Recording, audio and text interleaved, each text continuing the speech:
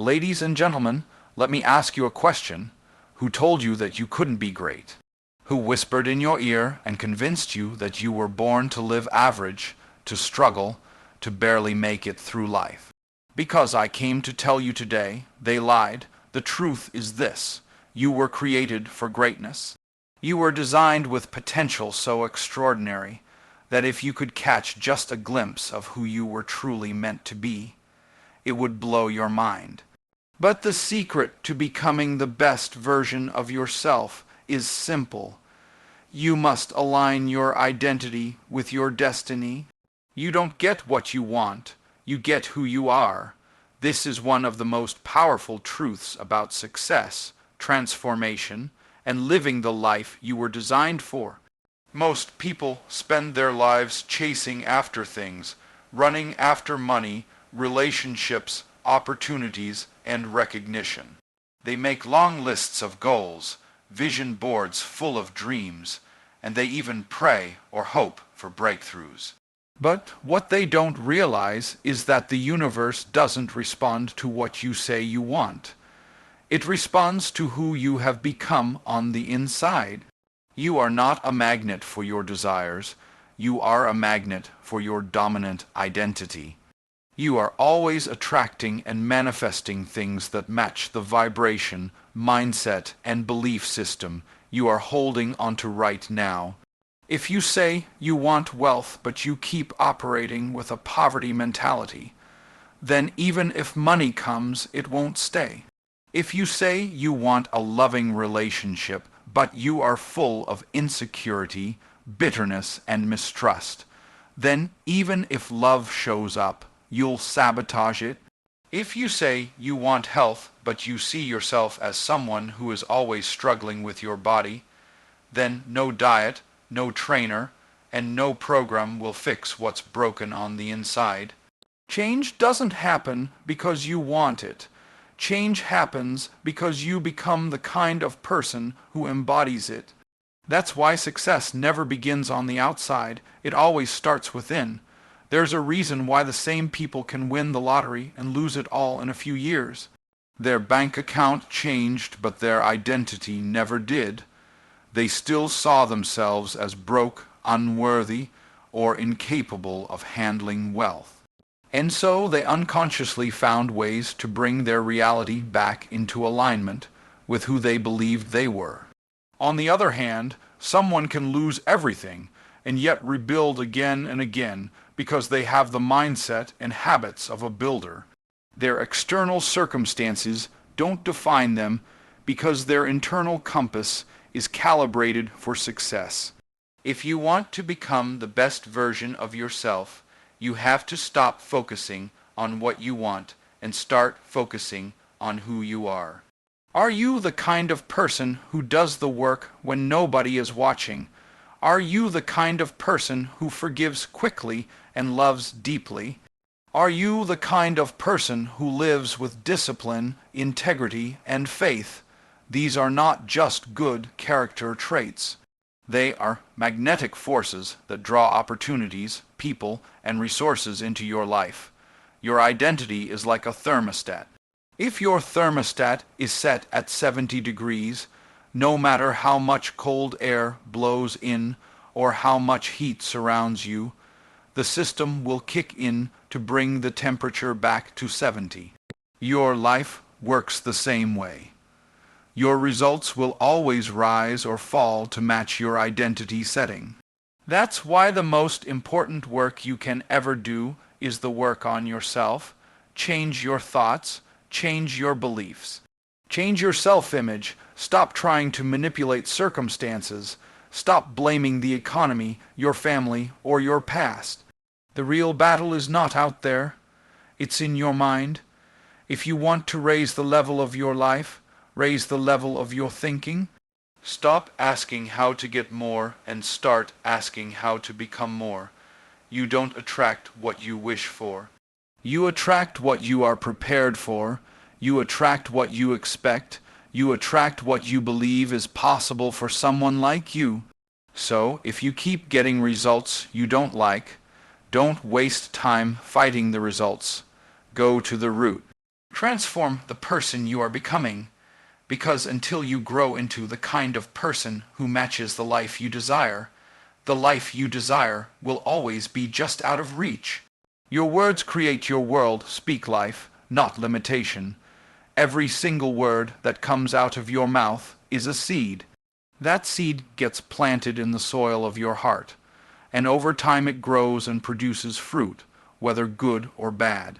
Most people have no idea that they are living in the harvest of words they spoke years ago. They complain about the state of their life, but they don't realize they prophesied it over themselves. They said, "I'll never get ahead," and now they're stuck. They said, "Nothing good ever happens to me," and now they're surrounded by disappointment. They said, "I don't have what it takes," and now they feel unqualified for every opportunity. Words are not harmless sounds. Words are creative forces that shape reality. Life and death are in the power of the tongue. That is not a poetic suggestion, it is a law. Just like gravity pulls objects toward the earth, the words you speak pull circumstances toward your life. If you speak life, you draw health, abundance, joy, and peace. If you speak death, you draw confusion, chaos, lack, and destruction. Your words are like containers that carry either faith or fear, hope or doubt, blessings or curses. You cannot speak negativity all day long and expect positive results. You cannot speak failure and expect success. You cannot speak weakness and expect strength. Some people say, "I'm just being real. I'm just saying it like it is." But saying it like it is will keep you trapped in what is. If you want to change your life, you have to say it like it can be. You have to learn how to call those things that are not as though they were. That means even when your situation looks dead, your mouth must speak life. Even when the bank account is low, you speak increase. Even when your body feels weak, you say, "I am strong." Even when doors are closed, you say, "I have favor with God and man." You cannot wait until you see it to say it, because you will never see it until you say it. Words program your subconscious mind. When you keep saying something over and over, you are writing it into the operating system of your life. If you say, "I can't do this," your brain shuts down creativity and stops looking for solutions. But if you say, "I can figure this out," your brain starts firing neurons and searching for possibilities. If you say, "Nobody ever helps me," you repel people who would help you. But if you say, "I'm surrounded by the right people at the right time," you attract relationships that align with your destiny. Think about how powerful words are. God didn't create the universe with his hands, he created it with his words. He said, "Let there be light," and light showed up. He didn't need raw materials because his word was the raw material. You were created in his image, which means your words also carry creative power. Every time you open your mouth, you are either building your future or destroying it. Every complaint you make, every negative declaration you release, is a brick in a prison you're building around your own life. Every affirmation, every word of gratitude, every declaration of faith is a brick in the palace you're constructing for your destiny. The best version of you requires the death of your comfort zone. Comfort is the silent killer of potential because it whispers lies that sound like truth. It tells you to stay where it's safe, to avoid risk, to settle for what you know even if what you know is destroying you slowly. Comfort is seductive because it feels good for a moment, but it robs you of everything lasting and meaningful. The best version of you is not hiding in the familiar. It is waiting on the other side of fear, inconvenience, and sacrifice. The greatest trap most people fall into is believing they can stay comfortable and still grow into their purpose. That has never been true, and it never will be true. Your comfort zone is like a cage with the door wide open. You're free to leave anytime, but the fear of what's outside keeps you locked inside. It's a cage lined with excuses like I don't have the time, I don't have the money, I don't have the education, I don't have the right connections. These excuses feel real, but they're just the padding of the cage. You were not born to live in a cage. You were born to dominate, to subdue, to multiply, to expand, and you cannot expand and stay comfortable at the same time. Comfort breeds stagnation. Stagnation breeds frustration. Frustration breeds bitterness. And bitterness is the slow poison that kills dreams before they are ever born. Every time you avoid discomfort, you shrink your capacity to handle the weight of your destiny. Growth requires stretching, and stretching is never comfortable. Muscles only grow because of resistance. Faith only grows in the presence of uncertainty. Leadership only grows when you step into situations that demand more than what you've ever given. You cannot pray for elevation and refuse the pressure that comes with it. The next level of your life will always cost you the old level of your life. You have to be willing to die to who you have been so you can rise into who you are becoming. There is no version of greatness that does not require sacrifice. Success requires you to lay down habits that feel good but lead nowhere. It requires you to walk away from people who are content to stay small. It requires you to challenge mindsets that have kept you stuck for years. Every time you choose comfort over growth, you trade a piece of your destiny for a cheap imitation of peace. But the piece of comfort is counterfeit because it cannot last. Sooner or later, comfort will turn to pain. Because you were never designed to stay the same, the caterpillar never becomes a butterfly without the death of its old form. If it resists the cocoon, it forfeits its wings. If it fights to hold on to crawling, it will never taste the freedom of flying. The cocoon is tight, the cocoon is dark, the cocoon feels like the end, but the cocoon is the process that transforms. You are in a cocoon right now, and the pressure you feel is not there to kill you. It is there to build you. It is there to break the shell of your old life, so your new life can emerge. Comfort will tell you to wait for the perfect moment. It will tell you to get all your ducks in a row before you move. It will tell you that someday is better than today. But someday is a lie. There is no perfect moment. The perfect moment is created by imperfect action. You have to be willing to look foolish for a season so you can look powerful in the next. You have to be willing to let go of where you are to step into where you belong. Stop watering weeds and start cultivating seeds of greatness. Every day you are planting something in the soil of your life. Every thought you dwell on, every word you speak, every action you take is either a seed that produces fruit or a weed that chokes out your potential. The problem is most people spend their energy watering weeds. They feed fear by rehearsing worst-case scenarios in their minds. They nourish bitterness by replaying past hurts over and over. They fertilize doubt by speaking words like I can't, I'm not enough, it's too hard. And then they wonder why their life feels overrun with problems, frustrations, and limitations. Weeds don't need permission to grow. They show up uninvited, and if you don't deal with them early, they will take over everything you've been trying to build. Seeds of greatness don't grow in a field full of weeds. You can't plant vision in the morning and plant fear at night and expect a harvest of purpose. The soil of your heart only has so much space. What you allow to grow there will eventually dominate your life. If you keep watering anger, forgiveness will never have room to sprout.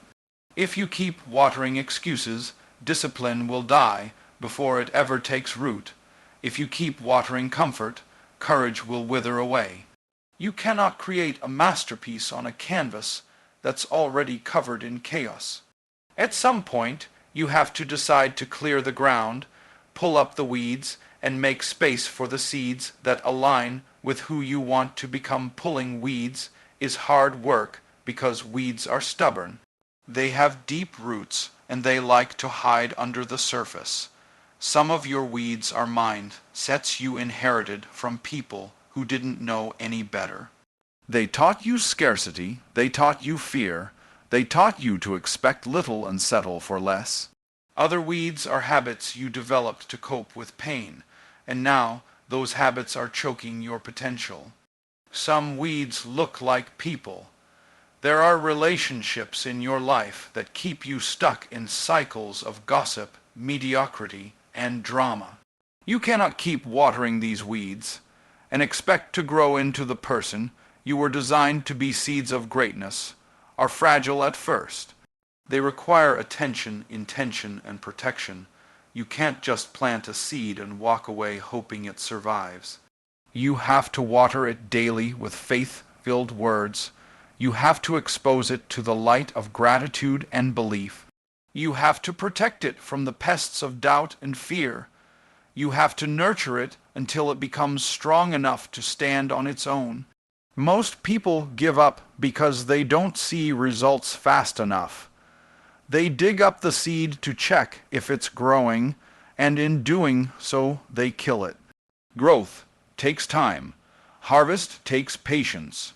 But if you keep sowing good seeds, the harvest is inevitable every time you choose to meditate on your vision instead of your fears. You are watering a seed.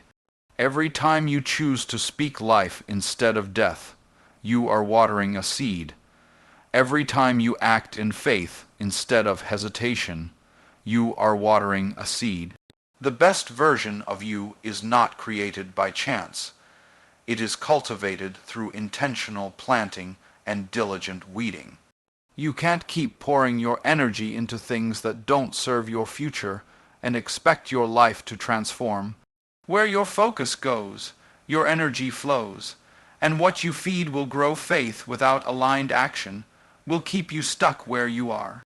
Many people think believing alone is enough to transform their lives. They say they have faith that things will get better. They affirm that doors will open, and they wait for opportunities to fall into their laps. But what they don't understand is that faith is not passive. Faith is not sitting still hoping something happens. Faith is movement. Faith is obedience. Faith is taking action even when the path isn't clear and the resources aren't visible.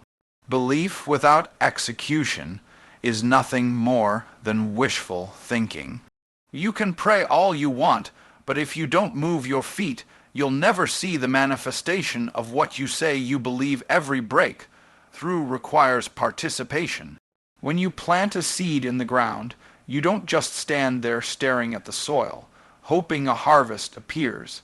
You water the seed, you pull the weeds, you tend the ground, and then the seed grows because you combined faith in the process with action that supported the process. Too many people have dreams they refuse to work for. They have vision boards but no visible steps. They speak about purpose but won't leave their comfort zones. They keep waiting for a perfect moment that doesn't exist. Faith doesn't wait for a guarantee. It creates momentum with what is already in your hand. Action is the evidence of belief. If you say you believe in abundance but keep living with a scarcity mindset, you don't really believe. If you say you believe your business will grow but never invest time or resources into learning and improving, you don't really believe. If you say you trust that doors will open but never knock on any doors, your trust is only an illusion. Faith and fear both demand you believe in something you cannot see. Fear believes in failure. Faith believes in possibility. But faith alone without aligned action is like trying to row a boat with one oar. You'll just keep going in circles, moving but never arriving. Aligned action means doing the work that matches the outcome you say you want. It's not random busy work. It's not working harder at the wrong things. It's strategic, intentional, and consistent. Aligned action looks like starting the business even if you don't feel ready. It looks like writing the book even if you don't have a publisher yet. It looks like saving and investing, even if your income isn't where you want it to be. You can't keep saying you want change and doing the same things that created your current reality. Faith without aligned action will frustrate you because it creates the illusion of progress without producing results. There is no harvest without planting. There is no promotion without preparation. There is no transformation without discipline. Faith sets the vision, but action lays the bricks that build the life you desire. Every step you take in alignment with your vision sends a signal that you are ready to receive. If you refuse to move, you're sending the opposite signal. Opportunities are attracted to motion, not stagnation. Doors open for those who knock, not for those who sit and wait. Ideas come to those who make space for them by working with what they already have. Miracles meet you on the road, not in the recliner. You are not waiting on your future. Your future is waiting on you. Most people live as if time is holding their destiny hostage. They keep saying things like, when the time is right, when I get my break, when I have more money, when I feel ready. They live in a state of postponement, believing that something or someone is going to show up and unlock the door to their next level. But the truth is, your future is not something that happens to you. It is something you create through the decisions you make and the actions you take today. Your future is not out there somewhere in the distance. It is being shaped right now with every thought, every habit, every word, and every choice. You cannot keep treating preparation like an option and expect promotion to show up at your door. The opportunities you are praying for are already prepared, but the question is, are you prepared for them? If the door opened today, would you be able to walk through it with confidence, or would you shrink back because you didn't do the work to grow into the version of yourself that can handle what you've been asking for? So many people think they're waiting on God, waiting on the economy, waiting on connections, waiting on perfect timing. But what if the truth is all of those things are waiting on you to become the person who is ready to carry the weight of your assignment? Your future is not waiting for a more convenient season. It's waiting for you to stop negotiating with your potential. Every time you procrastinate, you push back the timeline of your own destiny. Every time you compromise, you delay the manifestation of what has already been set in motion for you. You don't have to know how everything will work out. You don't have to have all the answers, but you do have to move in the direction of what you say you desire. Movement creates momentum. Momentum attracts resources, relationships, and revelations that you cannot see from a place of stagnation. Your future is not a mystery. It is the harvest of the seeds you are planting right now. If you sow discipline, you will reap strength. If you sow courage, you will reap opportunities. If you sow faith, you will reap breakthroughs. But if you sow excuses, you will reap regret. The uncomfortable truth is the life you are living today is the product of the person you were yesterday. And the life you will live tomorrow depends entirely on the person you choose to be today. Every decision is either pulling you closer to your future or pushing you further away from it. There is no standing still because time never stands still. You are either evolving or dissolving. You are either advancing or retreating. The best version of you is not going to show up because you wished for it. It's not going to show up because you read another book or attended another seminar. It's going to show up when you take radical responsibility for your growth and stop outsourcing your power to external circumstances. You don't have to wait for permission to change. You don't have to wait for applause to act. You don't have to wait for everything to be perfect to begin. The future doesn't belong to those who wait. It belongs to those who show up consistently with vision, faith, and discipline and refuse to leave this earth full of untapped potential.